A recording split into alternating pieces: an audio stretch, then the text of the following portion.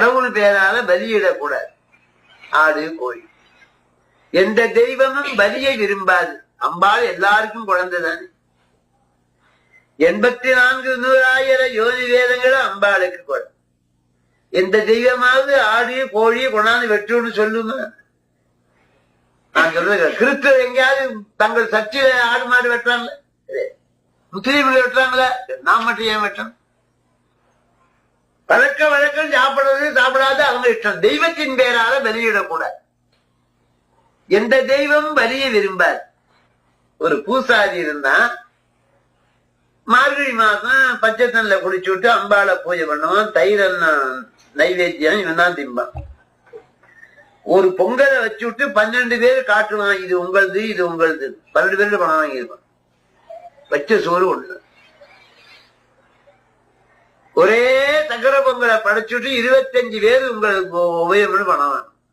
கொள்ள கோயில் பேரு சக்கர பொங்கல் நைவேத்தியம் என்ற போதே ஒரு ஏனத்துல போட்டு காளிக்கு பின்னால வச்சு விடுவான் தனக்குன்னு.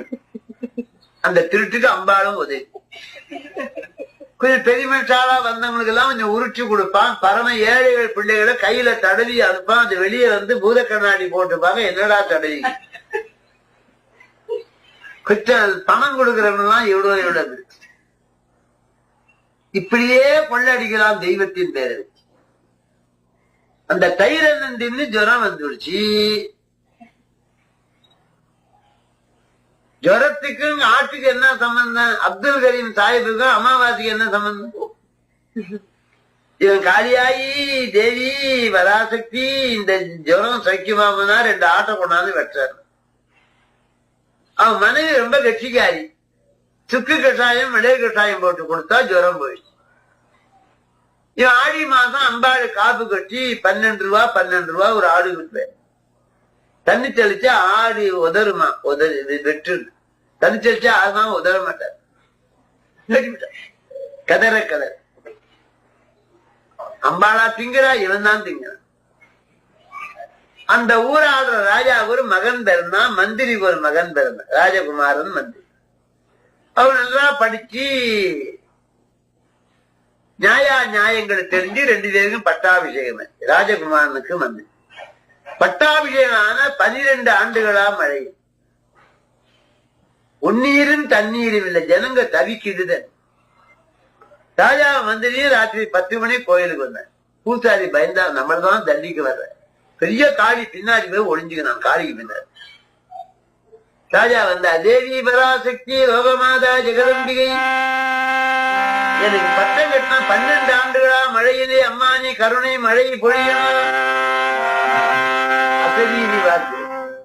மகாராஜா என் சன்னிதானத்திலே நரபலி கொடுத்தால் மழை வரும். அமைச்சரே, நான் நாட்டுக்கு தந்தை, தேச பிதா, என்ன பலி கொடுத்து விடு. நீ ராஜாவை இருந்து அச்சு. மகாராஜா, உடுக்க இழந்தவன் கை போதே அங்கே இடுக்கன் களைவதான். சந்தர்ப்பம் வர்றது உங்களை பலி கொடுக்கிறதா? என்ன பலி கொடுங்க? மந்திரியா வரதுக்கு வெகு பேர் ஆளா பறக்கலாம்.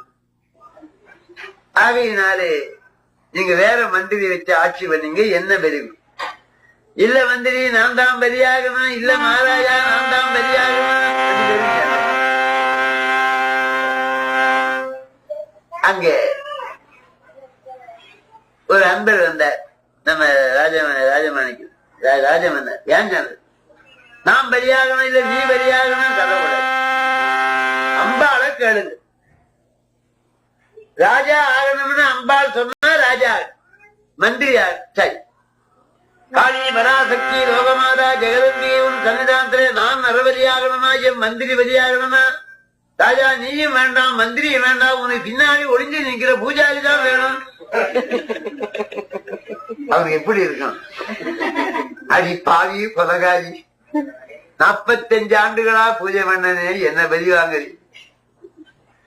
இந்த 84,100,000 யோனி வேதம் உன் குழந்தை இல்லையா? அம்மா நான் தானா இது பூசாரி.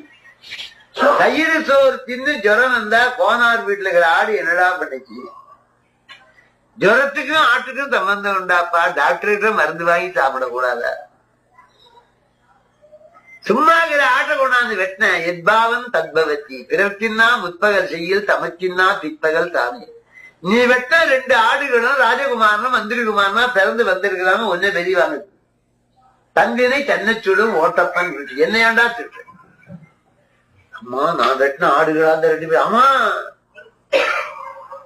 எப்ப பார்த்தாலும் மனைவியை இம்சை பண்றானே, அதெல்லாம் மறுஜென்மத்திலே பொல்லாத மனைவி வந்து அப்பள பூவா போச்சு. செஞ்ச வினை வரும், நம்ம வேணும் நம்ம. அப்ப குனிஞ்சா ராஜா